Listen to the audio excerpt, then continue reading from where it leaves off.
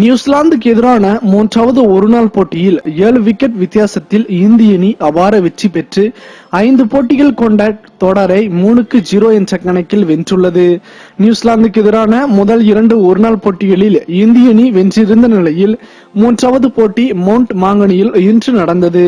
இந்த போட்டியில் டாஸ் வென்று முதலில் பேட்டிங் ஆடிய நியூசிலாந்து அணி 243 ரன்களுக்கு ஆல் அவுட் ஆனது. 244 ரன்கள் என்ற இலக்குடன் களமிறங்கிய இந்திய அணி 3 விக்கெட்டுகளுக்கு மேல் இழக்காமல் 43வது ஓவரிலேயே இலக்கை எட்டி 7 விக்கெட் வித்தியாசத்தில் அபார வெற்றி பெற்றது. இந்த வெற்றியின் மூலம் 3-0 என ஒருநாள் தொடரை இந்திய அணி வென்றுள்ளது. எனினும் முதல் 3 போட்டிகளில் தொடர்ந்து வென்று தொடரை வென்றுள்ளது இந்திய அணி. 2009ஆம் ஆண்டு தோனி தலைமையிலான இந்திய அணி நியூசிலாந்தில் 3-1 என ஒருநாள் தொடரை வென்றது. அதன் பிறகு 10 ஆண்டுகள் கழித்து கோலி தலைமையிலான இந்திய அணி தொடரை வென்றுள்ளது.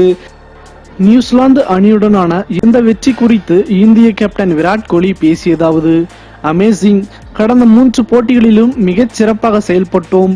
குறிப்பாக முதல் 2 போட்டிகளில் இதைவிட வேறு யாராலும் சிறப்பாக விளையாடி இருக்க முடியாது என்று நினைக்கிறேன்.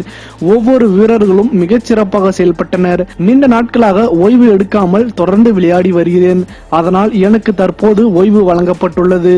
வலைப்பயிற்சியின் போது சுப்மன் கில்லின் பேட்டிங் திறனை பார்த்து வியந்துள்ளேன். எனது 19 வயதில் அவரிடம் இருக்கும் திறமைகளின் பாதி அளவு கூட என்னிடம் இல்லை என்று கோலி அதிரடியாக தெரிவித்துள்ளார். இந்தியாவின் வெற்றி குறித்து உங்கள் கருத்து என்ன? உங்கள் கருத்துக்களை மறவாமல் கமெண்ட் பாக்ஸில் பதிவிடுங்கள். மேலும் இது போன்ற சுவாரஸ்யமான செய்திகளை உடனுக்குடன் தெரிந்து கொள்ள தமிழ் சேரை சேனலை சப்ஸ்கிரைப் பண்ணுங்க. மறக்காம பெல் ஐக்கானை கிளிக் பண்ணுங்க.